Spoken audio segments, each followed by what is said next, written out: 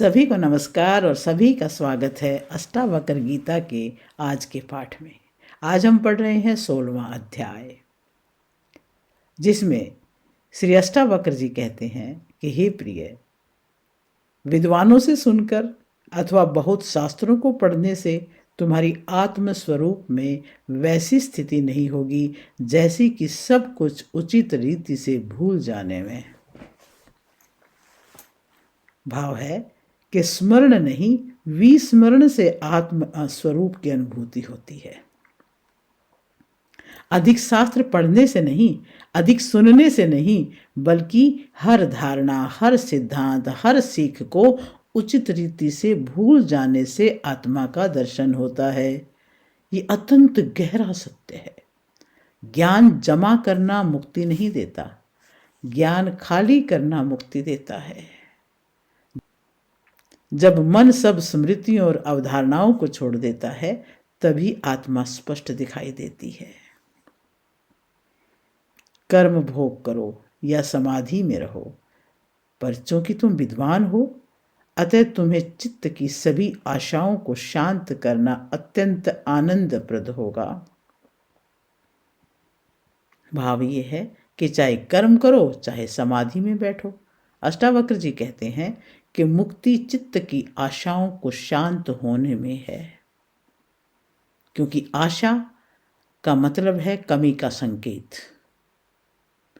जब आशा खत्म, तब पूर्णता प्रकट होती है। प्रयत्न से ही सभी दुखी हैं, और पर कोई इसे जानता नहीं है। इस निष्पाप उपदेश से ही भाग्यवान सभी वृत्तियों से रहित हो जाते हैं। दुख का असली कारण है प्रयत्न। अष्टावक्र का अत्यंत शक्तिशाली कथन है, प्रयत्न से ही सभी दुखी हैं और कोई इसे जानता नहीं है। मन का प्रयास ही तनाव है, सांसारिक भी और आध्यात्मिक भी।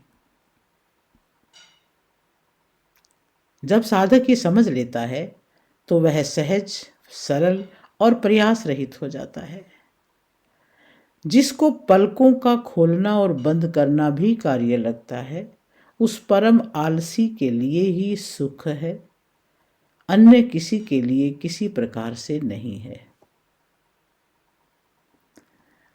अष्टावक्र जी कहते हैं कि जिसको पलक झपकाना भी कार्य लगता है, वो आलसी है और वही सुखी है। ये आलस्य शरीर का नहीं, मन का विश्राम है। यही अद्वैत का शिखर है। ये करना चाहिए और ये नहीं करना चाहिए। जब मन इस प्रकार के द्वंद्वों से मुक्त हो जाता है, तब उसको धर्म, अर्थ, काम और मोक्ष की इच्छा नहीं रहती। उसके लिए ये सब अर्थहीन हो जाते हैं। मन जब ये सोचना छोड़ देता है कि ये करना चाहिए, ये नहीं करना चाहिए, तब साधक धर्म, अर्थ, काम और मोक्ष से ऊपर उठ जाता है। और ये स्थिति सहज स्थिति है, जहाँ किसी लक्ष्य की आवश्यकता ही नहीं है। न विषयों से द्वेष करने वाला विरक्त, न विषयों में आसक्त रहने वाला रागवान, वो तो निश्चय ही विषयों के ग्रहण और त्याग से विहीन है। अष्टावक्र जी कहते हैं कि विषयों में आसक्ति भी बंधन है और विषयों से द्वेष भी बंधन है। आत्मज्ञानी न ग्रहण करता है न त्याग, बस स्थिर साक्षी होता है। जब तक विषयों के ग्रहण और त्याग की कामना रहती है, तब तक संसार रूपी वृक्ष का अंकुर विद्यमान है। अतः विचारहीन अवस्था का आश्रय लो। अत्यंत गहन सत्य है। ग्रहण का मतलब पकड़ना और त्याग का मतलब छोड़ना। दोनों में करने वाला मौजूद है।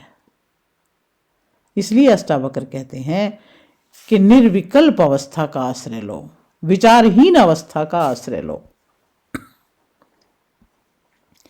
प्रवृत्ति से आसक्ति और निवृत्ति से द्वेष उत्पन्न होता है। अतः बुद्धिमान बालक के समान निर्द्वंद्व होकर स्थिर रहे। करता है इससे आसक्ति होती है और मन कुछ छोड़ता है उससे द्वेष होता है। इस द्वंद्व से ऊपर उठने का मार्ग है बालक की तरह सरल हो जाओ, निर्द्वंद्व हो जाओ। विषयों का त्याग करके सुख नहीं मिलता, विरक्ति ही सुख का स्रोत है। अष्टावक्र जी कहते हैं कि जो विषयों को छोड़कर दुख से बचना चाहता है वह दुखी होगा। वह सुखी है जो विषय रहते हुए भी दुखी नहीं होता। मुक्ति परिस्थितियों में नहीं, मुक्ति दृष्टिकोण में है।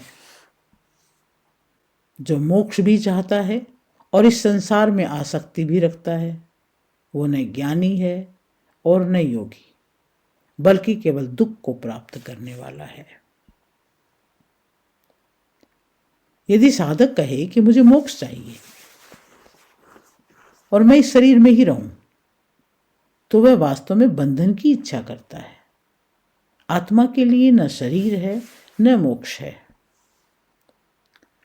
यदि तुम्हारे उपदेशक साक्षात शिव, विष्णु और ब्रह्मा भी हों, तो भी सब कुछ विस्मरण किए बिना तुम आत्म स्वरूप को प्राप्त नहीं कर सकते।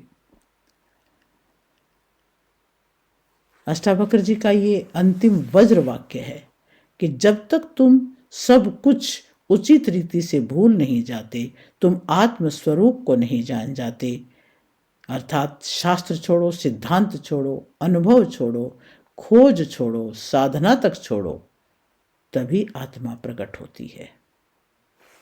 इस 16वें अध्याय से हमें बहुत महत्वपूर्ण शिक्षाएं मिलती हैं कि मुक्ति स्मरण से नहीं विस्मरण से होती है। ज्ञान जोड़ना नहीं, ज्ञान खाली करना आवश्यक है। मन का प्रयत्न ही दुख का मूल है। प्रयत्न विहीन, विकल्प विहीन मन ही आनंद में स्थित होता है। राग और द्वेष दोनों बंधन है। मुक्त व्यक्ति इनमें से किसी भी बात में नहीं पड़ता। ग्रहण त्याग की इच्छा रहने तक संसार बना रहता है। विषयों का त्याग दुख दूर नहीं करता, विरक्ति दुख का अंत है। धर्म, अर्थ, काम, मोक्ष सभी मन के द्वंद्व हैं। आत्मा अद्वैत है, निर्विकल्प है, विचार रहित है, शुद्ध चैतन्य है। किसी भी महान गुरु की शिक्षा तभी फल देगी जब मन शून्य, शांत और विस्मृत हो जाए। साधकों, जब मन सब कुछ भूल जाता है, सभी विचार, सभी प्रयास, सभी द्वंद्व, तभी आत्मा स्वयं प्रकट होती है और यही मुक्ति है। संसार तो मन का खेल है। मन शांत हो जाए तो आत्मा का प्रकाश अपने आप में प्रकट हो जाता है। और यहीं पर हमारा अष्टावक्र गीता का 16वां अध्याय संपन्न होता है। जय श्री कृष्णा। हरिओम तत्सत। आप सबका बहुत बहुत धन्यवाद।